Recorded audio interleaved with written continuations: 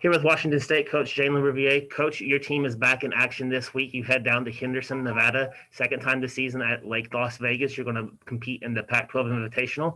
How are you looking forward to this meet, and what are you expecting to see out of the Cougs down in Vegas? Oh, we're really excited to head back down there. Of course, we were there March 6th, and we've come a long way since then. So we're looking to close some gaps and see a lot of competition for the first time. You're going to see a lot of the Pac-12 teams down there. I believe most of them, except for one, are going to be down there. Can you just talk about how exciting this is to see the other Pac-12 teams in competition, and how is this going to help you guys scout and prepare for the Pac-12 championships that are just a few weeks down the road? Yeah, well, this is it's sort of the brainchild of Yaz Farouk. She's been kind of a big proponent of this Lake Las Vegas for a number of years now, and this is the first time in my memory that we've gotten all of the Pac-12 schools, except Stanford this year, together before Pac-12s. And so I'm just, I think it'll just be great to, we know it's sort of risk-free in a lot of ways because we'll see them all again at Pac-12 championships. So it'll be just great to get out there and compete. And we're also going to race against University of San Diego, and they're kind of an up-and-coming program. So I'm excited about that. How's the training been going at this time of the season? You just finished your first home regatta over the weekend. It's around a normal year. This will be around the time where you guys got your first race into this year. You're still trying to figure some things out, but here you guys are. You're kind of in the midway point now here, and you're really hitting the big competition portion of your schedule with the Pac-12 Invitationals this weekend. Next weekend, you go out to Cincinnati to do the Big Ten Invitational.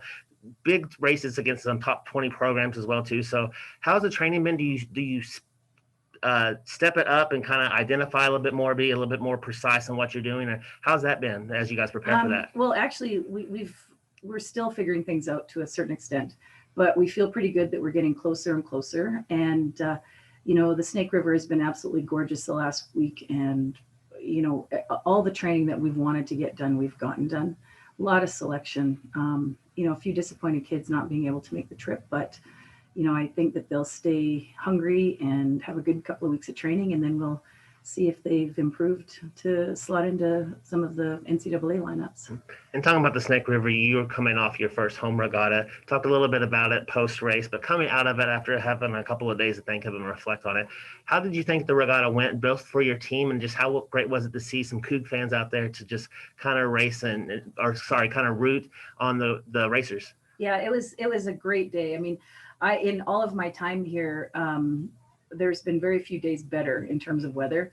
So it was just picture perfect. And I'm really proud of the team because we were doing selection up until the last minute. I think maybe all three boats, the first time that they raced or the first time that they rode together was when they raced. And so, and everybody just kind of put their head down and did what they needed to do. And, there was a few things that I think we sorted out this week. But they're raring to go. You guys come in at number 19 in this week's Pocock CRCA coaches poll. Right where you guys were preseason poll, you guys jump in front of another Pac-12 team, Oregon State. You're going to face a couple of other top 20 teams this weekend. How important is that ranking? Not necessarily important, but how gratifying does it feel to have that ranking after 3 weeks of racing and heading into a race with other top 20 programs to show like, hey, you can't underestimate the Cougs, and we're kind of here. We're here to race. Yeah. Well, as with all rankings, it's an opinion, and we hope that we don't stop there. I'm happy that the athletes on our team get some recognition because they've been working really hard, but 19 doesn't really get the job done. So we have eyes on a little bit higher ranking, and the next 2 weeks will tell us a lot. And I think for early April, we're about as ready as we can be. As you mentioned before, this is going to be your second race down at Lake Las Vegas. You opened up the year against Washington down there. How is that experience from that early March race going to play a factor as you guys go down there? You know the course a little bit. I'm not sure how many other teams have been able to race down there on that water, but you know how it's going to be. You went through a regatta down there. How much is that going to be an advantage leading into putting the boats into the water and having the race start? Well, I think there's a level of comfort. I think we still all have to race, but ironically, they've changed where the boats are going to launch from, and they've changed the direction of racing. So what was going to be a traditional or a typical prevailing wind was a headwind.